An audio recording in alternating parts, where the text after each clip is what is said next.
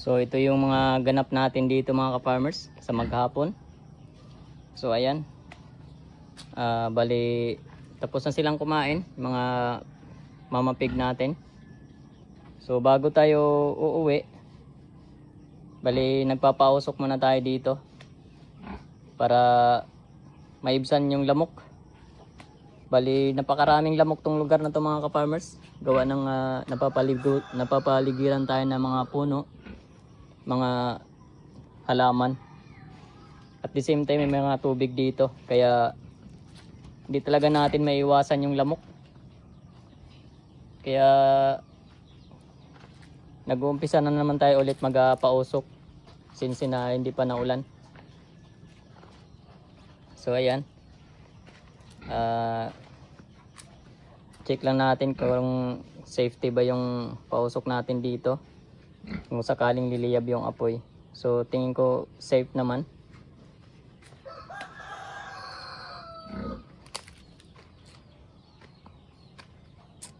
So isasarado na natin tong ating mga sisiw. Baba na natin tong tabing nang sa ganun ay may iwasan natin yung lamig, para hindi lalamigin yung mga alaga natin.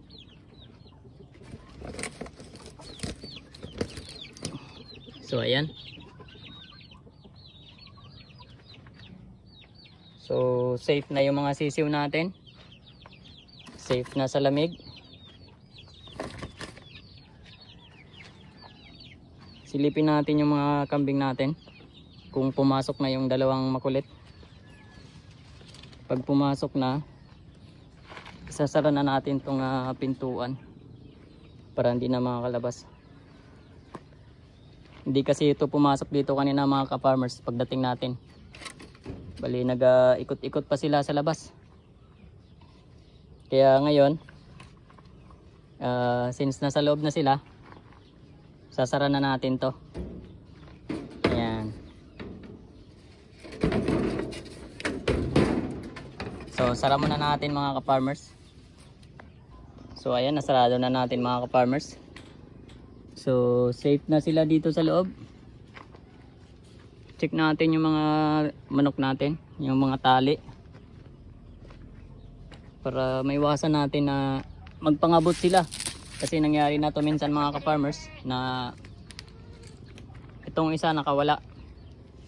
So meron tayong isang tandang dati na nabalda.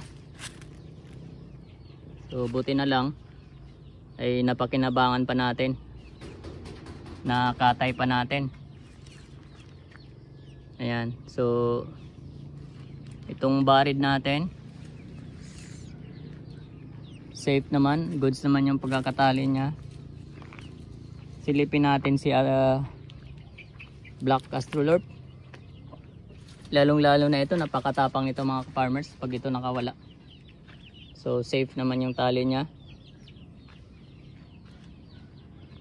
At tingnan natin yung mga naglilimlim dito. So meron na tayong dalawang naglilimlim. Ayan. Ayan. So daming itlog mga ka-farmers. Daming itlog. So dito rin dami. So napakaraming itlog mga ka-farmers. Kaya hopefully marami yung mapapisa natin dyan. So bali nagpakulo tayo ng tubig mga ka-farmers para doon sa mga sisiw natin. Ayan, dito sa mga sisiw natin. So nagpakulo tayo ng tubig para sa kanilang source of heater. So ito yung pinaglalagyan natin ng tubig mga ka-farmers. Bote ito na 1 litro. Ayan, 1 litrong bote yan. So bali dito natin ilalagay yung tubig.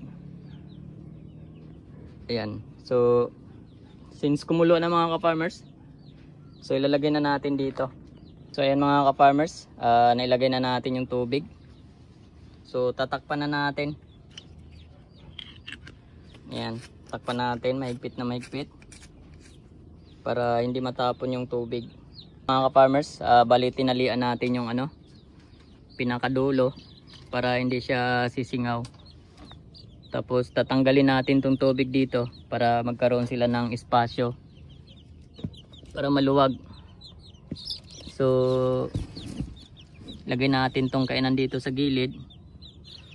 Tapos yung tubig na mainit dito natin ilalagay. Ayan, so nilagyan natin ng space dito sa ilalim para dyan sila sisiksik. Ayan, so para na rin silang nasa loob ng ano, pakpak ng nanay nila pag nandyan sila sa loob. Ayan, so napaka effective nito mga ka-farmers, yung ano, DIY na brooder natin. Napaka effective nito. So kahit bagong pisa, nawawalay natin kaagad. Ayan o. So this is 2 days old. At kung mapapansin natin ay talagang napakaliksi nila. Ayan. So napaka healthy niyan mga ka-farmers. So itong pamamaraan na to mga ka-farmers ay para maiwasan natin ang ano, pagkaubos ng mga sisiw. Gawa ng pag hinayaan lang natin to na nandun sa nanay nila, kung saan saan dinadala, so hanggang sa maubos lang. Sa kagaya ng nangyari dati, yung mga papisa natin is around 30 heads. So may natira na lang tayong 2. So sayang. At yung pagkain natin dito ay binibili natin. Kaya ginawa natin tong ganitong pamamaraan. Kaya meron tayong nandun sa isang brooding pen natin. Nandun meron tayong 19 heads doon. Tapos ito 10 heads. Bali yung mga nandun sa isang brooding pen, yun na yung mga malalaki na mga ka-farmers. That's around 3 weeks old. So malalakas na sila. Pag mga 1 buwan siguro baka pwede na natin silang papakawalan. Ayan.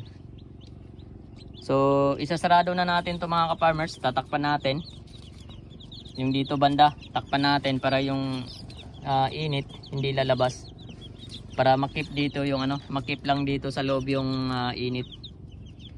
Yan, so tatakpan natin ng ano yan, sako. Tatakpan natin ng sako. Yan. Siguro mas maganda kung ibaba natin to para hindi sila lalamigin kasi dito medyo open dito, kaya ibaba natin. So dito natin ilalagay mga ka-farmers. Ayan, nasa sahig. So at least kahit papaano hindi sila tatamaan ng diretsong hangin. So may iwasan yung lamig. At yung lamig naman dito sa sahig ay hindi yan makakatagos dito sa kanilang ano, beddings. Gawa ng nilagyan natin ng rice hull yung beddings nila. At yung rice hull ay nagdadagdag din yun ng init.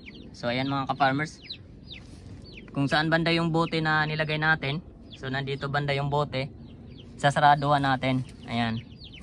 Tapos dito sa side na to, hayaan lang natin na nakabukas ng konti para meron silang ano, singawan, merong oxygen na papasok. Yan, tapos pagka kinaumagahan yan mga ka-farmers, ilalabas natin yan doon. Yan, para kahit pa paano masisinagan din siya ng araw. So tapos na tayo mga ka-farmers. So kailangan na nating magsarado dito, lock na natin. Yan. So lock na. Yan. So kailangan na nating umuwi. At alas 5 pasado na. So double check natin yung ano, yung pausok natin doon. Double check natin kung hindi ba tatama dito sa ating lambat. Baka sakaling lumakas yung ano, lumiyab yung apoy niya, tatama dito sa lambat. So I think hindi naman. So sarado natin tong tubig.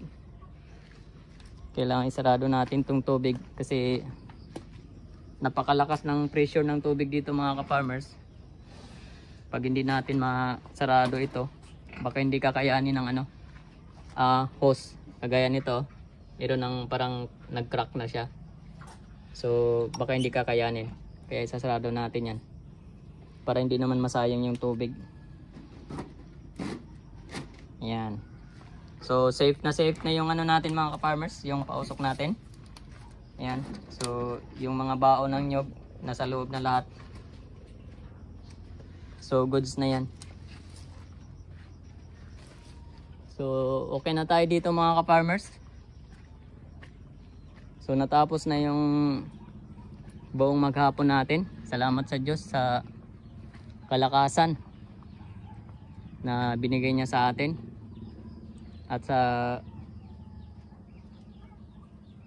protection na pinagkaloob niya sa atin mga ka-farmers.